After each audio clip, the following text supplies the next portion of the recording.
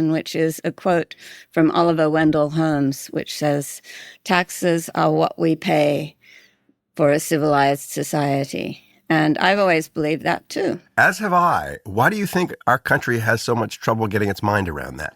I don't want to be an obnoxious foreigner, but I did grow up in Australia.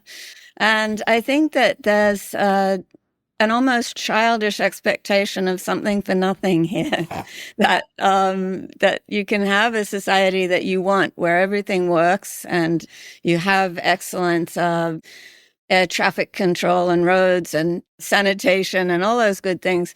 Somebody has to pay for them, and that somebody is all of us, and those who've got more should pay more. But for some reason, I think probably stemming from the mythologized early history of this country, people really don't like that tax bite. I stayed here and raised two sons, and both of them were absolutely affronted when they got their first paycheck working their summer jobs, and there was a bite taken out of it. So before we get to your specific subject, I want to ask you one more question about the IRS commissioner, and that is, was he different in any way than you expected? What kind of dude was he? He's not your pocket protector accountant kind of guy. He's not. Okay. He's a guy who has spent a lot of time, I think, reflecting on the issues of what makes government work. And, he's very, very self-aware. He starts his public presentation with a clip from The Simpsons in which Homer and Marge are barreling down Constitution Avenue in a taxi. And Marge sees the IRS building and points it out to Homer, and Homer leans out the window and boos. So he knows that the general American attitude to the IRS is booing. And he is aware that there's been reason for that, because successive governments for the past decade have cut the funding and cut the funding and cut the funding until what was left of the organization could not provide the kind of service that anybody should be able to expect, which is your money back, your tax return refund paid promptly. That couldn't happen because as their funding was being cut, the population was growing, the number of tax returns were growing. They had no money to fix their ancient creaky technology, but that's changed because of the Inflation Reduction Act.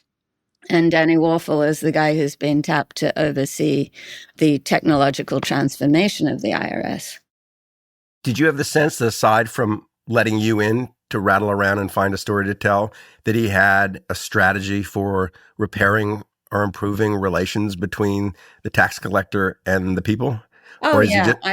What kind of things is he doing? Well, it's very much underway, because once he got the money from the Inflation Reduction Act, he was able to hire enough people and clear the backlog and start investing in new tech. And I think there was a trial last year of a direct file of tax returns, so you don't need to use a tax prep service. And he wants to roll that out for everybody who has a relatively simple return.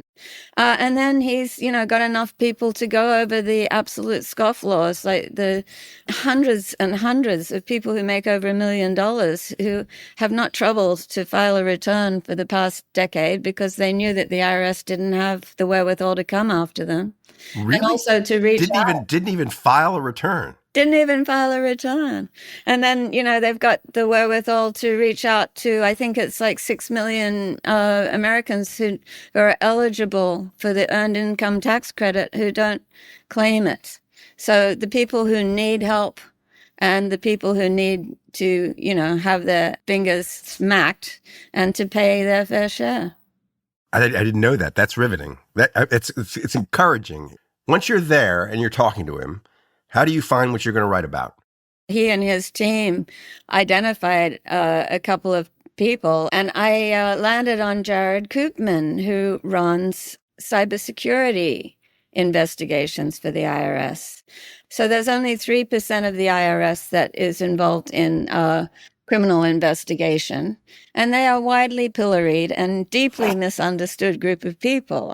What they're doing is busting terrorist networks who are money laundering. They are shutting down pedophile rings and rescuing children from rape and abuse. They're in the crypto space, so they're getting back money that was stolen from people in ransomware attacks. They have done absolutely mind-blowing things, and they've returned in the last 10 years at least $12 billion to the American taxpayer. Why are they in the IRS as opposed to, I don't know, the FBI? Because the IRS has had for a long time the remit to investigate financial crimes, and they're the best at it. And the guy I profiled, Jared Koopman, was charged back when cryptocurrency first became a thing with spinning up a unit within the IRS that would look at this space of crypto for its problems in terms of tax evasion, money laundering, sanctions busting. And everybody thought it was completely anonymous and that they would never be caught. Well, that turned out to be incorrect. And it turns out that what crypto provides, if you can do the investigative work to put an identity to the transactions, you can see every transaction that a criminal enterprise has undertaken, where the money originated and where it ended up, and every step in between. And you can identify all the wrongdoers that are involved. And it's a fiesta of evidence. And most of the cases that they bring plead out because the criminals are confronted with the record of what they did, and there's really no defense. Do you think when Jared got into this, he was aware just what a gold mine crypto was going to be? No, I mean, he talks about coming to understand it, and out of it has come all these amazing cases, like shutting down a pedophile website that was based in South Korea, and they traced the guy who was responsible and went with the Korean police when they busted this guy. He had a server in his bedroom, and it led to the arrest of 370 pedophiles. Huh. I want to talk just a little bit about Jared, but before we do, it's interesting that he's assigned to tackle crypto. And crypto, I remember when crypto, the story was, you never catch anybody because it's anonymous and untraceable. And of course, it's the opposite. It is the opposite. Yes, it's anonymous, but it is perfectly traceable. And so so you have this backlog of behavior by people who assume no one could ever see what they were doing. And you can go back and just, oh my God, it's like bringing a light into a dark room. You know, lots of bad stuff was happening, and now you can just sort of untangle it. I had no idea that the IRS was the place where this happened. Yeah, no, and the other weird thing about it is you seize the crypto, and this is such a volatile store of value that crypto that was seized that was worth $1 million when it was seized turns into $1 billion overnight. And the US government and we, the taxpayer, have benefited from this because when they keep investigating these criminal enterprises, it's the gift that keeps on giving, because you can keep going back and unpeeling another layer. And by the time you do, the value of the crypto is even higher. So it's kind of crazy. One of my favorite cases they did was the Al-Qassam Brigades, which is the military wing of Hamas, was shaking the tin cup on Twitter, as it then was, and asking for funding to buy weapons. And one of Jared's agents thought that was very interesting and figured out how to take control of their website. So all the people who were donating thinking they were buying guns were actually contributing to the fund for victims of terror. So for a month, the IRS was ripping off the terrorists to the extent of several $1 million. And they used the same technique to take over the websites of ISIS and Al-Qaeda. So that was pretty gratifying. So let's talk about Jared just a bit before I let you go.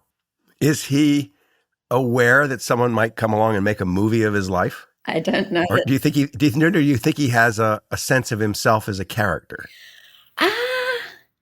I think like most people who are dedicated public servants, look, this guy with the skills he had could be making a matzah in the private sphere, looking after cybersecurity for Goldman Sachs or Salesforce or something like that. He's not. He's looking after it for all of us.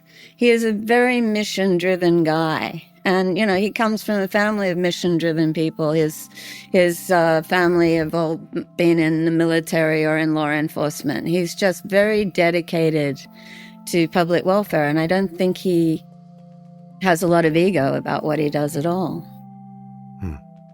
Thanks for writing the piece. It's fabulous. And we're going to have to get this band back together one day.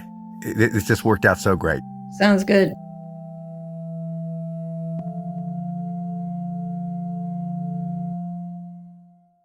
We'll put links in our show notes to Geraldine's full article and the 4 others that have been published so far in the Who is Government series. This episode was produced by Hadley Robinson and edited by Millie Mitra and Allison Michaels. It was mixed by Emma Munger. As always, tell us what you think by emailing impromptu@washpost.com. Thanks a lot.